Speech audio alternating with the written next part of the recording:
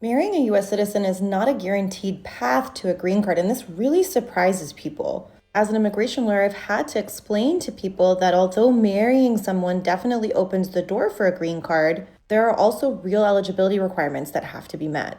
And in today's environment, USCIS is not giving anybody the benefit of the doubt. So, how do you know if you're eligible for the green card? First, the marriage has to be legally valid. And I know that sounds obvious, but that means the marriage has to have been performed legally and that any prior marriages were dissolved the right way as well. USCIS will look at this. And if you are a US citizen who marries your spouse abroad, the foreign marriage document is also something that they critically look at. And that's because we don't give reciprocity to all foreign marriages. There has to be certain requirements met before the US government says, okay, this is a valid marriage. Now, the second biggest requirement is that your marriage is bona fide. And that basically means that you entered the marriage with the intention of establishing a life together and not for the purpose of an immigration benefit. USCIS looks at whether you share finances, whether you actually live together, whether your families have met one another, and if you've met each other's families. They look at photos, shared accounts. They want to see a real relationship with a real paper trail. Also, the US citizen partner in the relationship has to meet an income requirement.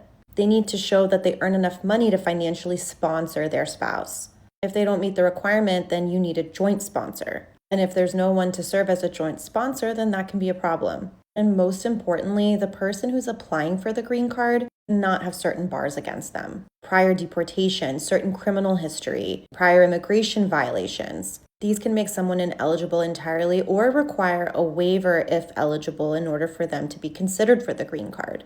Now, if you meet the current requirements, it's also important to recognize the current climate we're in. USCIS has shifted significantly towards enforcement, which means that applications are being scrutinized way more than they were before. There's more requests for evidence, more strict interviews. Officers are asking harder questions. They're looking much more carefully at inconsistencies. So how you file matters just as much as whether you qualify. You want to make sure that your documentation is thorough and consistent and not only well organized, but shows that you meet the eligibility requirements. You also must make sure that your immigration forms are up to date, current, filled out completely, and signed.